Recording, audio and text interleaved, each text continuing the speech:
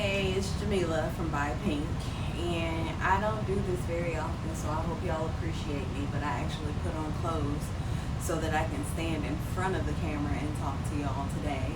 Um, More and more people are buying the Cricut and buying the supplies that they think they need and just jumping in without doing any research, and y'all gotta stop doing that. Because once y'all jump in without doing any research, y'all are DMing me asking, well, how do I know which vinyl is which and what do I use on this material? And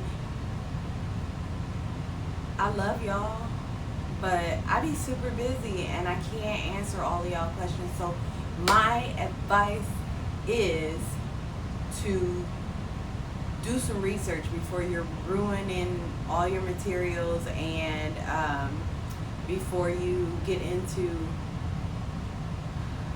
wasting money. But today I'm going to show you how I figure out which vinyl is which. Obviously, when you first buy the vinyl,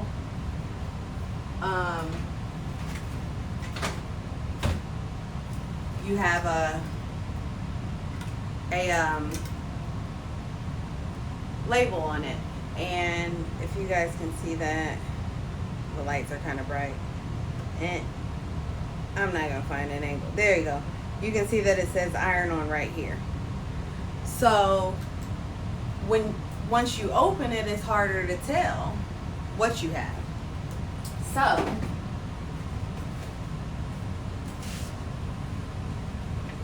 there's a couple differences that I look for. This one's heat press vinyl or iron on, and this one is adhesive vinyl. And for me, the quickest way to tell what the difference is that adhesive vinyl always seems to have a white paper or sometimes plastic background, so you know that you're cutting on this side. And with heat transfer vinyl or iron on, you have a plastic clear transfer paper, and then this side looks a little more matte. So if I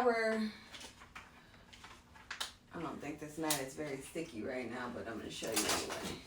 So if I were going to be using this vinyl and I wanted to, say I'm making a shirt, I am going to stick it on my mat shiny side down. And then when I pull it up, after it's cut obviously, I'm going to weed it and then press it onto my shirt.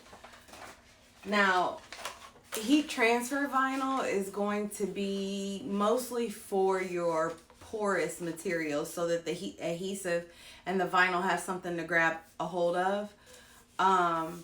You can use it on some non-porous things, like I've seen it used on coffee mugs and things like that, especially like the glitters. I've seen the glitters used a lot on tumblers, as opposed to having to glitter an entire tumbler. You just wrap heat transfer vinyl around it. But with the adhesive vinyl, I am going to place it. Oh, I don't even know if y'all can see this, huh? Let me see if I can. There we go. Alright.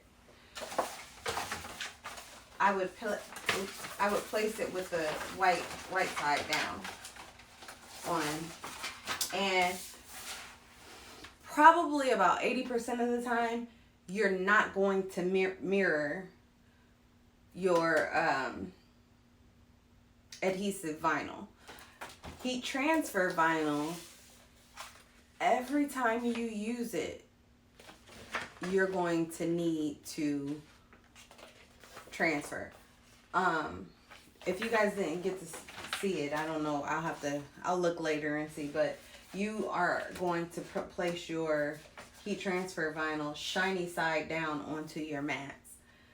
And also with the heat transfer vinyl, once you have cut it, you have to transfer it onto a transfer sheet.